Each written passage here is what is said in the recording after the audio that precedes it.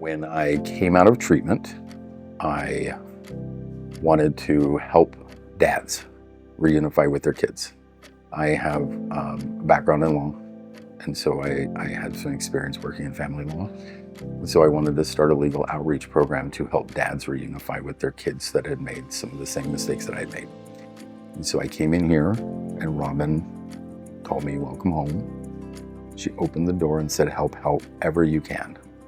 And so I started, and that's where this evolved from. When I asked Robin, "How is Recovery Road funded?" she goes, "From donations and from the church." And she goes, "And however we can." And I asked her about funding streams and diversification of fundings and stuff like that. And I started learning about the way money works in nonprofits. And I started learning about how there would be different ways that we could do it. Some of the services we provide are already the things that people bill for, but we do it for free. Everything here is free. Probably the only place I've ever been to in my life that people do things and they don't want anything in return. We've only got one rule: you have to be kind to the people that volunteer here. Service above self does matter to me, because when I serve people, I am helping myself, but my entire life is a living amends. Like, not one part of anything that I do in my life today is not a living amends. So everything that I do is about service, is about helping people, because I've made a lot of mistakes and I want to make the world a little better because of the things that I've done. I owe the world, I owe people, and the best way that I have found that keeps me sober, that helps me do what I do, is by giving back. It makes me feel good. And I get to sit back and see the results of some of this stuff. Sometimes it works, sometimes it doesn't, but it's never from a bad place. And it's always about the end person.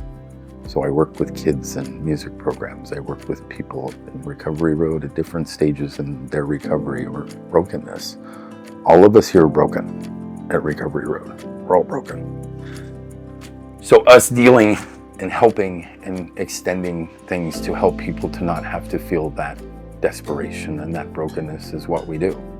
So that's my service above self, is that so that maybe the next person might not have to go through such a hard time. Offer a little hope in the process.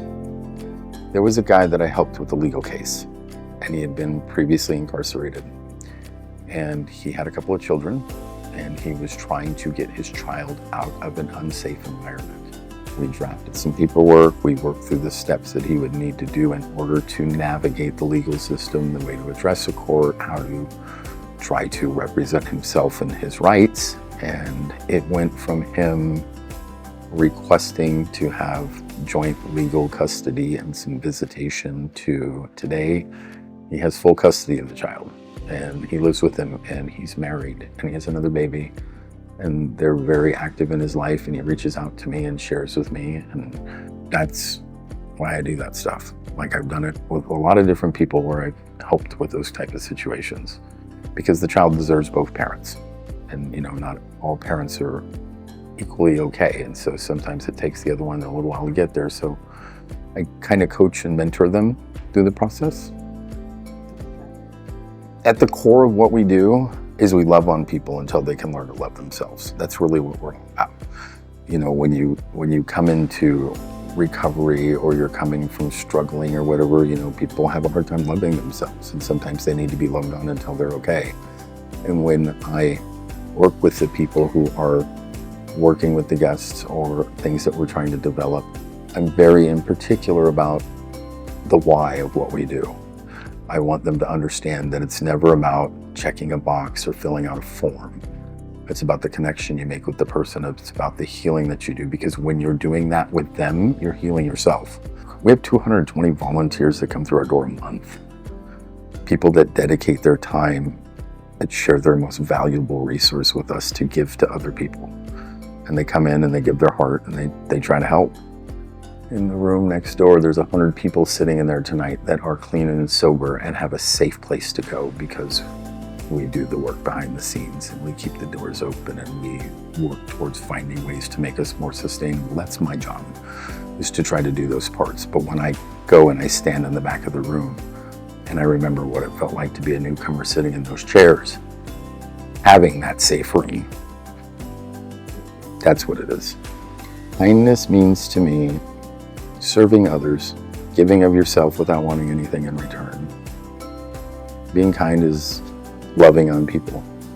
You know, like we were talking about earlier, part of our model is we love on people until they can learn to love themselves. And hopefully when they learn that, they'll do the same thing in return, and it will build something a little more. You know, change things just a little piece at a time. Yeah, living kindness is like without wanting anything for yourself. Doing things just for the act of being kind.